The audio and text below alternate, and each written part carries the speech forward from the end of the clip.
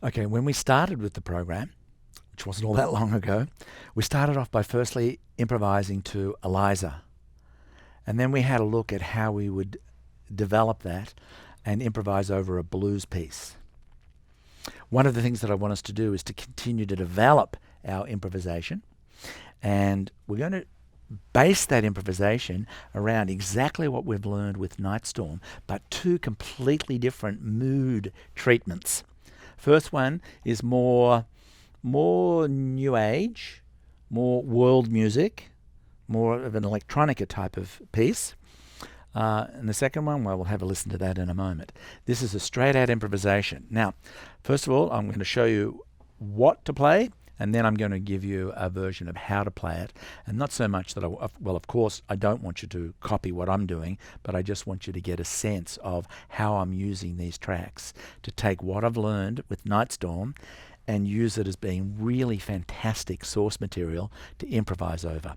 Once again, you cannot underestimate the importance of finding time to improvise, where it's not just instructions that you're processing. It's actually content that you're creating.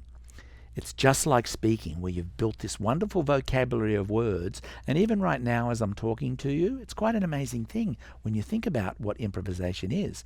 I'm wanting to talk to you now, and right in the moment, my mind is diving deep into my reservoir of words, and it's pulling words out and putting them together in an order. I mean, I've never had this conversation before, and yet here I am spontaneously communicating to you. This is pure improvisation. People don't realize that they're improvising every time they speak to somebody, unless they're actually reading out loud from a script. If you're talking to somebody, you are improvising. And it's an amazing and astonishing thing that the brain does.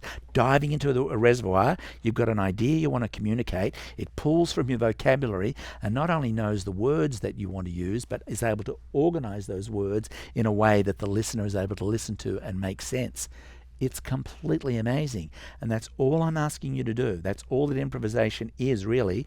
We're going to build up a reservoir, a library of sounds.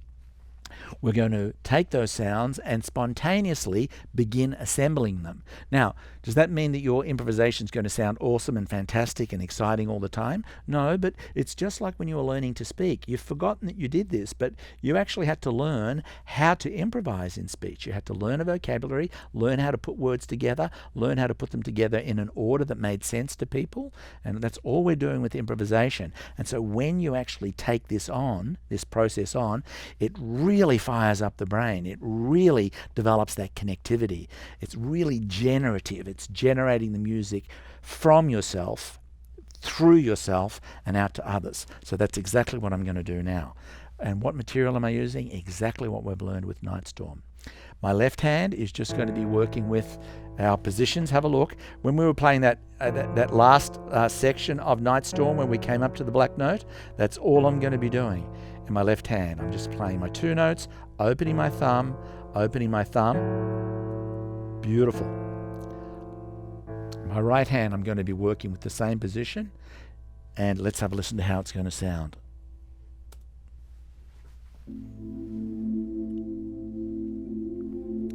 You can hear the mood is that which we've been doing in the left hand. It's a different treatment, a different rhythm. I'm going to come in with my left hand and start improvising. Let's watch.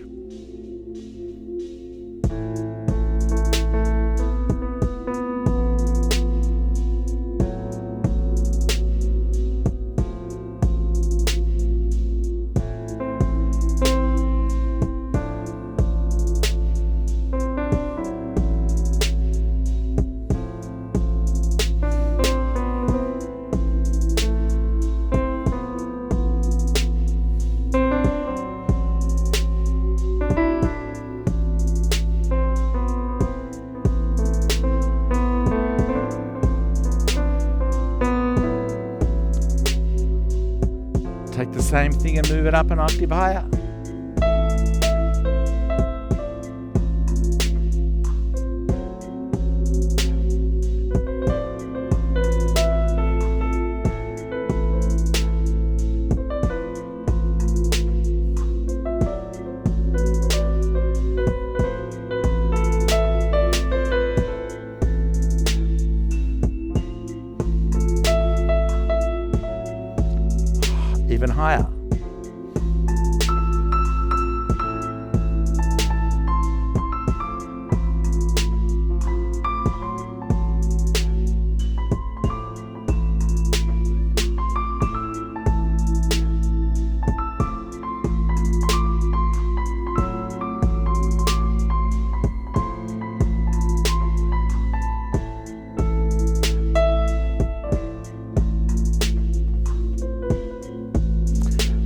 so forth. Feels so great. It's such a different quality of experience improvising as compared to playing a song where it's performed the same way or almost the same way each time. When it's coming from yourself, in fact, I think if you were watching what I was doing, it wasn't very complicated.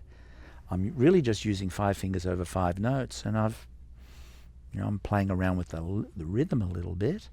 But my experience has been that even with students that are relative beginners, understanding what it is and just being willing to give yourself permission to explore, you can get a great result. It's going to sound fantastic, and I urge you to continue doing this as part of your musical nutrition. I think it's critical neurological nutrition. Let's take exactly the same thing, the same concept, but let's see if we can give it a different treatment.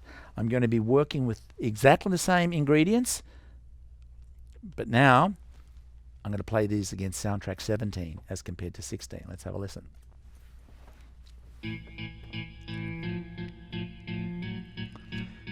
You can hear the same left hand.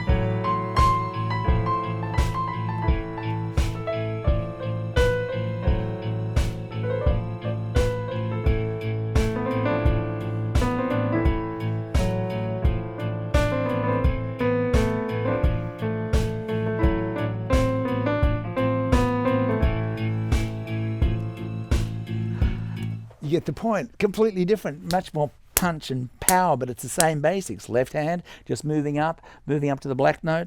I'm just letting myself get into a different feel, different energy, same ingredients. That's one of the things that's fantastic about music in this process. We're learning a simple piece like Night Storm. We're able to immerse ourselves into that experience, that ensemble experience, take those same ingredients, use them as part of our musical vocabulary, dive into that reservoir and be able to do these improvisations, different treatments of the improvisations. So we're going from new age to far more contemporary, reminiscent of some contemporary stuff that you may even be familiar with. It just feels fabulous. And I ask you not to underestimate how important this is for your brain in stimulating and igniting and developing and nurturing and nourishing your creativity. Really, really exciting. A really great job. See you next time.